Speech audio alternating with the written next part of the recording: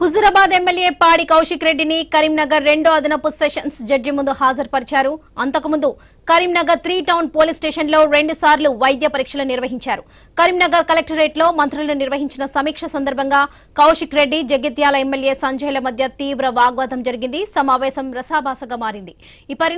ఈ పరిణామాలపై ఫిర్యాదులు అందడంతో కౌశిక్ రెడ్డిపై కరీంనగర్ 1వ పట్టణ పోలీస్ స్టేషన్లో 3 కేసులు నమోదయ్యాయి.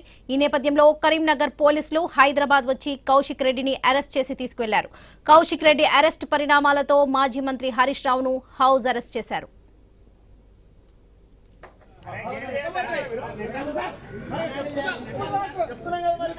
అడిగితే కూడా ఇలా తీసుకొచ్చి అరెస్ట్ చేస్తున్నారంటే ఎంత బాధాకరమో ఇది ఆలోచన చేయండి.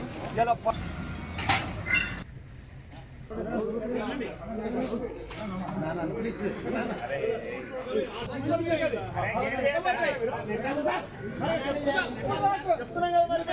అడిగితే కూడా ఇలా తీసుకొచ్చి అరెస్ట్ చేస్తున్నారంటే ఎంత బాధాకరమో ఇది ఆలోచన చేయండి. ఇలా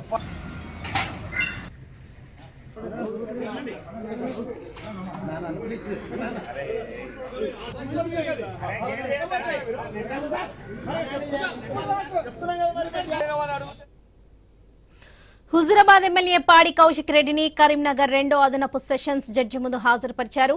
అంతకుముందు కరీంనగర్ 3 టౌన్ పోలీస్ స్టేషన్లో 2 సార్లు వైద్య పరీక్షలు నిర్వహించారు. కరీంనగర్ కలెక్టరేట్లో మంత్రులు నిర్వహించిన సమీక్ష సందర్భంగా కౌశిక్ రెడ్డి, జగిత్యాల ఎమ్మెల్యే సంజయ్ మధ్య తీవ్ర వాగ్వాదం జరిగింది. సమావేశం రసాభాసగా మారింది.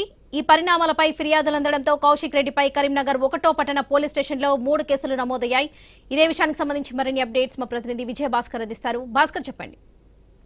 రాత్రంతా కూడా హైడ్రామా కొనసాగింది. 1 టౌన్ పోలీస్ స్టేషన్ కు తీసుకొస్తారని భావించిన security reasons 3 town police station లోనే ఉంచారు. రాత్రి అంతా MLA Kaushik Reddy police station లోనే ఉన్నారు. ఇక కౌశిక్ రెడ్డికి సంబంధించినటువంటి ఏర్పాట్లన్నింటినీ కూడా అక్కడనే పోలీసులు చేశారు. ఇక తిరిగి ఉదయం వేళ మరోసారి వైద్య పరీక్షలు చేసినటువంటి అనంతరం న్యాయమూర్తి వద్దకు తీసుకెళ్లారు. మరికొద్ది సేపట్లో బెయిల్ వస్తుందా రాదనేటువంటి ఒక ఆసక్తి అయితే నెలకొంది. ఇక తెల్లవారుజామున పెద్ద ఎత్తున అంటే రాత్రి 11:30 గంటల సమయంలో పెద్ద ఎత్తున కార్యకర్తలు, న్యాయవాదులు, బీఆర్ఎస్ లీగల్ టీం అంతా కూడా అందులో ఉన్నాయి. అది అక్కడికి వచ్చినటువంటి వారు కాసేపు హంగామా చేయడంతో వారందరినీ కూడా అరెస్ట్ చేసి అక్కడి నుంచి తరలించినటువంటి నేపథ్యం కలిసింది. ఇక ముందస్తుగానే ముందస్తుగానే చెప్పినట్టుగా ఎక్కడికెక్కడ బీఆర్ఎస్ పార్టీకి సంబంధించినటువంటి నేతలందరినీ కూడా హౌస్ అరెస్ట్ చేస్తున్నటువంటి నేపథ్యం కూడా కనిపిస్తుంది. హుజూరాబాద్ అదేవిధంగా కరీంనగర్కి వచ్చేటువంటి మార్గ మధ్యలో కూడా ఎక్కడికెక్కడ చెక్ పోస్టులు పెట్టి మరి ఎవరు వస్తున్నారు ఏంటి అనేటువంటి ఒక నిఘా పెట్టినటువంటి నేపథ్యం కనిపిస్తుంది. ఎందుకంటే దాదాపు 12 సెక్షన్ల కింద కేసు నమోదైనటువంటి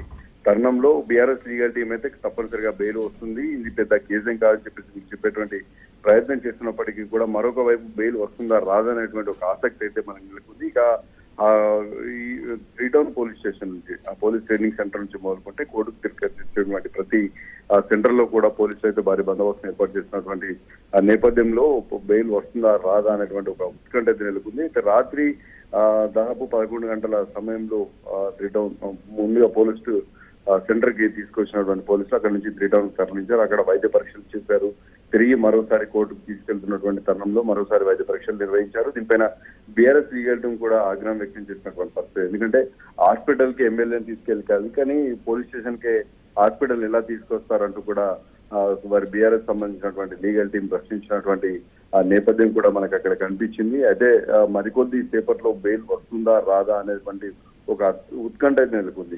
ముఖ్యంగా 12 సెక్షన్ల కింద ఒక ఎమ్మెల్యే పైన ఎలాంటి కేసులు నమోదు చేస్తారని చెప్పేసి ఇప్పటికే బీఆర్ఎస్ పార్టీ శ్రేణులు విమర్శిస్తున్నటువంటి నేపథ్యం మీద కనిపించింది. ఎందుకంటే చట్ట సభల్లో కూడా ఈ వాదోపాలు ఉంటాయి, కానీ విమర్శలు ప్రతి విమర్శలు ఉంటాయి, కానీ ఇంత దారుణంగా ఉండవు. ఎందుకంటే ఒక ఎమ్మెల్యే పైన ఇలాంటి కేసులు ఎలా పెడతారంటూ కూడా కరీంనగర్ సంబంధించినటువంటి మాజీ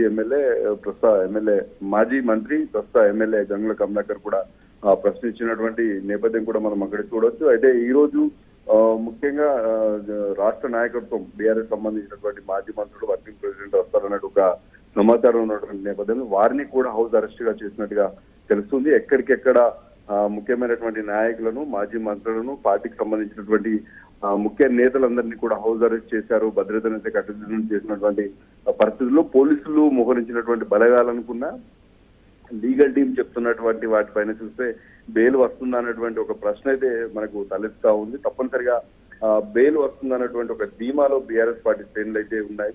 ఒక ఎమ్మెల్యేను పండుగ పూట ఎలా అరెస్ట్ చేస్తారు, ఎందుకంటే స్పీకర్ పర్మిషన్ తీసుకున్నప్పటికీ కూడా మరోవైపు ముందస్తుగా ఆర్డీఓ మహేశ్వర్, అదేవిధంగా పిఏ వినోద్, లైబ్రరీ చైర్మన్ ముగ్గురు ఇచ్చినటువంటి ఫిర్యాదుల మేరకు అయితే 12 సెక్షన్ల కింద ఆర్డీఓ ఇచ్చినటువంటి ఫిర్యాదు 121, అదేవిధంగా 126, అదేవిధంగా 132, 351, ఎమ్మెల్యే సంజయ్ పిఏ ఇచ్చినటువంటి ఫిర్యాదు మేరకు నెక్స్ట్ డే వచ్చేసి సంజయ్ కూడా తీసుకున్నటువంటి నేపథ్యం కనిపించింది. 115, అదేవిధంగా 132, 352, 392 కింద ఎమ్మెల్యే పిఏ వినోద్ ఇచ్చినటువంటి ఫిర్యాదు పరిగణలోకి తీసుకున్నారు. లైబ్రరీ చైర్మన్ సత్తు మల్లేష్ ఇచ్చినటువంటి ఫిర్యాదు 126, 115, 292, 352 3 అంటే దాదాపు 12 సెక్షన్లు పెట్టారు. అయితే మూడింటిని ఒకటే చేస్తున్నా, లేదంటే క్లబ్ చేస్తున్నా, లేదంటే ఇండివిజువల్ గా లైబ్రరీ చైర్మన్ ఇచ్చింది ఇండివిజువల్ గా తీసుకుంటున్నా అనేది మాత్రం ఇంకా తెలియలేదు అని చెప్పేసి బీఆర్ఎస్ పార్టీ సంబంధించినటువంటి ఆ లీగల్ టీం కూడా మనకు చెప్తా ఉన్న నేపథ్యం కనిపిస్తుంది. ఇక మెజిస్ట్రేట్ ఎదుట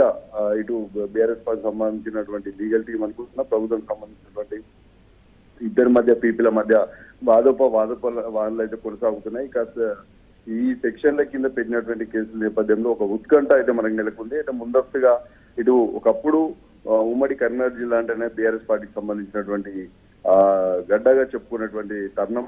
అదే ప్రజెంట్ ఉన్నటువంటి ఎమ్మెల్యేతో పాటు మాజీ మంత్రులు, మాజీ ఎమ్మెల్యేలు వారందరినీ కూడా ఎక్కడికక్కడ అరెస్టులు చేయడం, హౌస్ అరెస్ట్ చేయడం, ముందస్తు ఏర్పాటు చేయడం, భారీ బందోబస్తును ఏర్పాటు చేయడం, అందరిపైన నిఘా పెట్టడం చూస్తే మాత్రం ఒక ఉత్కంఠ అయితే మనకు కనిపిస్తా ఉన్నటువంటి నేపథ్యం కనిపిస్తుంది. ఒక కరీంనగరే కాకుండా హైదరాబాద్ నుంచి సిద్దిపేట్ ఆ ఏరియాలో కూడా బీఆర్ఎస్ పార్టీకి సంబంధించినటువంటి నేతలపైన కూడా పోలీసులు అయితే దృష్టి సారించారు. ముఖ్యమైనటువంటి నేతలను అందరినీ కూడా హౌస్ అరెస్ట్ చేసినటువంటి నేపథ్యం మనం అక్కడ చూడవచ్చు. మరికొద్ది సేపట్లో అంటే లోపల ఇటు పిఆర్ఎస్ లీగల్ టీం, అదేవిధంగా పీపీకి మధ్య అయితే వాదోపవాదాలతో కొనసాగుతున్నటువంటి తరుణంలో చూడాలి కౌశిక్ రెడ్డికి బెయిల్ వస్తుందా లేదంటే ఏంటి అనేది మాత్రం ఒక ఉత్కంఠ అయితే నెలకొంది. ముందస్తుగా అనేది పోలీసులు మొత్తం ఇటు ఉమ్మడి కరీంనగర్ జిల్లా వ్యాప్తంగా భారీగా మోహరించి భద్రతను కట్టుదిట్టం చేసి పరిశీలిస్తున్నటువంటి నేపథ్యం కనిపిస్తుంది. మరోవైపు ఎక్కడికక్కడ చెక్ పోస్టులు కూడా ఏర్పాటు చేశారు.